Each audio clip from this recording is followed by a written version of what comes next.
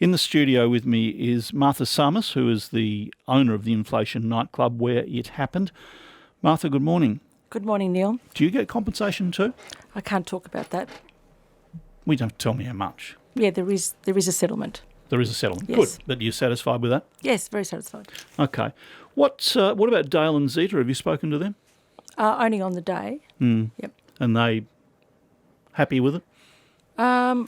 I suppose so, but I think I'm going to support their endeavour to ask for an independent investigation into the matter.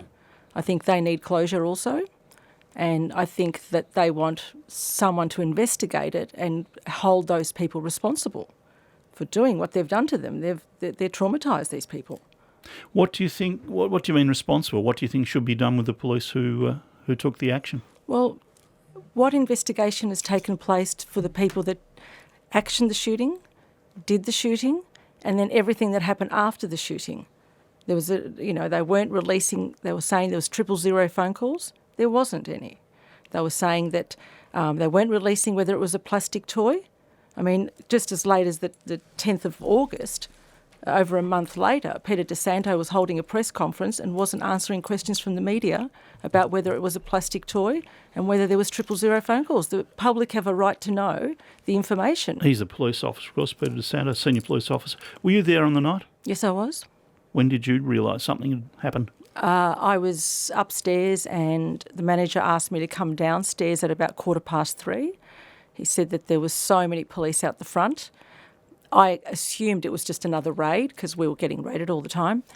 And I told him to get back to work, it's not a problem. And he said, no, you need to come down here. And then one of the police officers was referring to a 000 phone call about someone in the venue with a gun. And of course, that was really concerning. So this is before the shooting happened? That's correct. And there's no 000 phone call that you're aware of? Well, through the court process, there was subpoenas for 000 records and apparently there was none. And I have been asking since the shooting for the release of the 000 phone calls because I was told there wasn't any. Well, what happened then? You've come down and they've said there's a gun. What happened? Well, of course, the person was identified where he was. So myself and some of the staff went upstairs to have a look to see what this person was doing, what sort of threat he was, because it was really unusual. It was a costume party. I went upstairs on a couple of occasions. I was reporting back to police, look, you need to come upstairs because I'm not sure if you've got your information right, to come and have a look to assess the threat. They wouldn't come upstairs. They wouldn't be given security tags to come in as undercovers, just to have a look at what these two people were keeping to themselves. But the most important thing is our security that did come downstairs once he realised why they were there said it was a plastic toy. He had touched it, he had seen it, and he was prepared to go and get it. He was prepared to even stand in front of the plastic toy. And he told this to the police in charge? Yes, it was the police officer at the front. I think his name was McDonald. And at that stage, we thought, it's okay, so it's a false alarm, and they were going to leave. And within, I think, 8 minutes, they stormed in. Had you seen the gun yourself, the plastic? No. I just in court when it was. You didn't see it on the night. No. But your security and a security guard said, "No, I've seen it, I've touched it. It's only a toy." That's correct, and he said that in front of me and other staff. And the police have then come in 8 minutes later.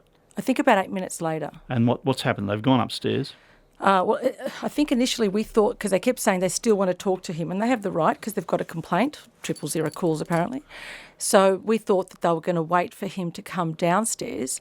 But once they decided their plan was go, go, go, they just rushed upstairs, and then all of a sudden I heard 3 shots. And they were both wounded? Yes. Well, what happened then? You said what happened after the shooting. I mean, they say that the man, and he denies it, Dale denies, they say he pointed the plastic gun at them. There was an independent witness that had contradictory evidence, and he saw that Dale had nothing in his hand. If you have a look at the footage and you put it on your phone and you blow it up, in my opinion, Dale raises his hand and covers his eyes, so it's a bend. It's not a straight. They also put out reports saying that he was shot in the chest and he was shot in the back. So if you are pulling a gun out of your pants and you're levelling and pointing it to police and you get shot in the back, I don't know about you, but... Well, also, it seems a strange question, but given the circumstances and the nature of the party, was he wearing pants? Apparently, I didn't see it, but apparently his pants were a little bit undone. Excuse me. Okay. All right, so there've been 3 shots fired. They're both injured. What happened then? Then it was a little bit out of control. We weren't sure who was in charge because one minute they were saying evacuate, no, don't evacuate. Keep everyone in, don't let anyone leave. So it was a bit of a mess of what was going on, ambulances, and there were so many police officers that came in afterwards. They took both the victims out to hospital. Dale was made to walk down the stairs on his own. After being shot in the leg? After being shot. She was actually taken down by a chair, but he wasn't. And he kept saying, what have I effing done? Why'd you shoot me for? And they just kept trying to stop him talking. And of course, we're all in shock. This is just, I don't know, unheard of, really. And then the next thing is they came in and seized all our CCTV footage, seized our hard drives, seized our security book. Is that unreasonable? They need it for evidence. Is it unreasonable to take CCTV? I assume you would have made it available. It's never happened to me before, so I was a bit surprised. Okay, take copies of it maybe, but take the whole hard drive? It's 3 months' worth? When did they realise, do you think, they'd done the wrong thing, that there wasn't a real gun? They realised on the night because they kept saying, plastic toy. Like it was... I think they realised on the night because the panic, they knew on the night. There's no question. What? Okay. Do you think that they were trying to cover it up? Well, they weren't telling the public the truth, so what does that equate to?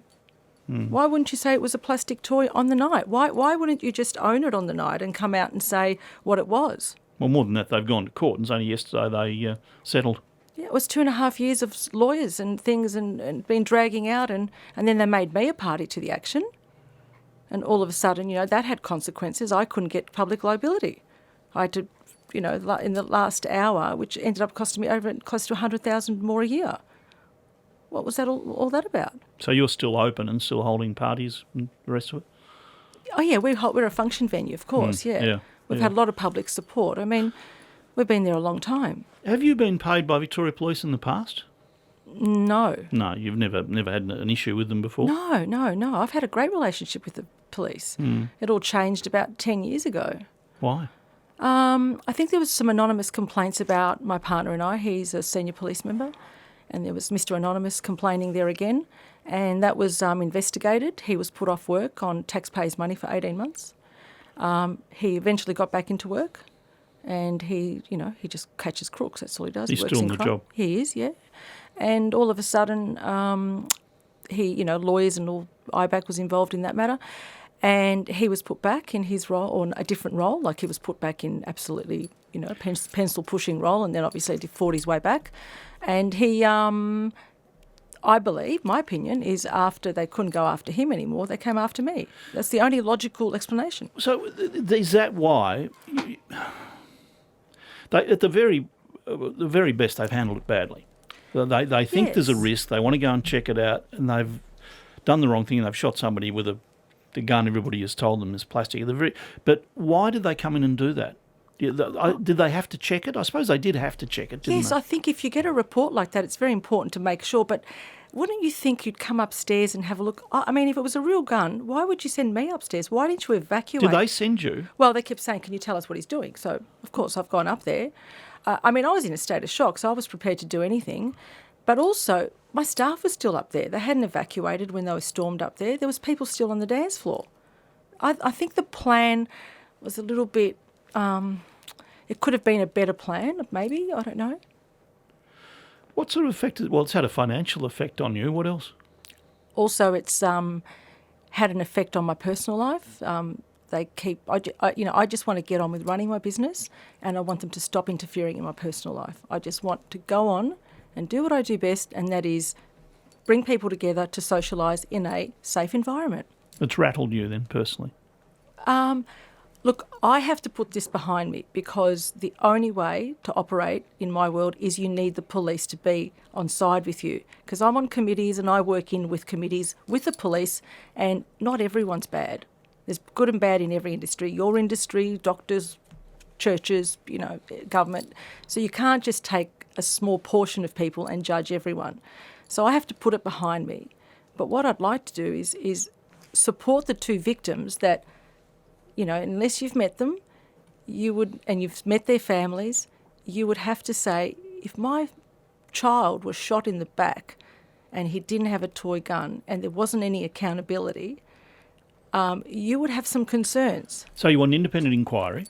Well, I don't know what it's called, some sort of an independent investigation that's not going to lead to more money being spent by the taxer. Okay.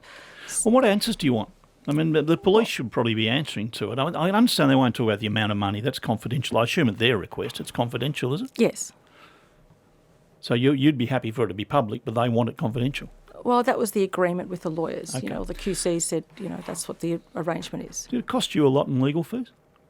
The whole process has been very expensive. I've had a very expensive process with all this Victoria Police saga. How much can you say? No, I can't say. Okay. So what answers do you want? Well, I'd like to see that there is an independent investigation into what happened, because I think the public should be... The only way you force change is by publicly saying, we need answers, who actually did this? Who actually... And also, if there is something wrong, you can improve on it. I mean, how do we know that they are improving on anything? We don't know anything. They haven't come back to us. What investigation took place? Thank you very much for coming in. Thank you.